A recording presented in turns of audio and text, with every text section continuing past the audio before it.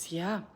Солонгост бакалавр, мастер, доктор сурж байгаа үеийнээс сургуультай ер нь ажиллах боломж байдгүй гэх юм бол миний эргэн тойронд бол таньдаг охин маань сургуулийн одоо оюутан эсвэлж авдаг хэсэг гэдэг шүү дээ. Тэнд бол цагаар ингээд ажилладаг байсан.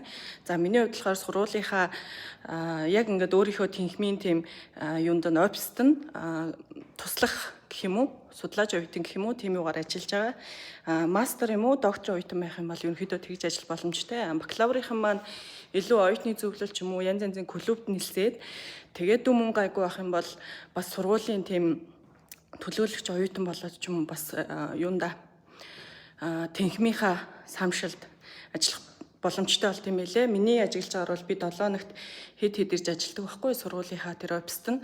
Тэгэнгүүт ихэвчлэн солонгос оюутнууд байгаад байгаа бакалаврынхнаас бол мастер докторт одоохондоо стандаа солонгос оюутнууд байгаа. Гэхдээ би ингээд очиж болж байгаа юм чинь бас гадаад оюутнууд бол оролцох боломжтой мэлээ. Тэгэхээр хичээлтэй өдрүүдээрээ давхар хичээлээ тарангуудаа ингээд ажиллах боломжтой гэсэн үг байхгүй юу. Тэгэхээр ерөнхийдөө юу хийдэг вэ гэхээр би сайн ангиа шалгаж явж байна.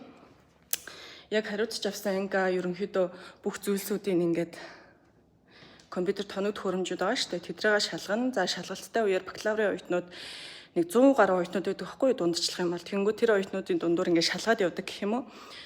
Хуулах нь уу яах нь их нүг гэ тэ. Тэмхүү шалгагчаар бас ордог. За өөр чинь 7 нуулга ирэх юм бол хариуцсан бас хит ангиудаараа орж бас ингээд шалгаж явна. Хичээлийн ерөнхийдөө бэлтгэл хийн. За тэгээд оффист ажиллаж байгаа үндсэн ажилтнаа өөр туслах ажлуудаа бол туслана. Тэгээд судалгааны ажлаа бичнэ. Иймэрхүү боломжтой байдаг. Тэгэхээр ер нь бол нэг амар хийгээд хам байхгүй хэрнээ. Цалинч орж ирээд байна. Тэгээд сургууль дээр ирсэн өдөр ажиллаад байна. За айгу боломжтой байгаа шүү заяа. Тэгэхээр иймэрхүү боломжтой ажлууд юу байна судлаад үзээрэй сургуулаасаа эсвэл сургуулийнхаа офис байгаа шүү дээ. Тэр лөө ороод асуугаарай заяа.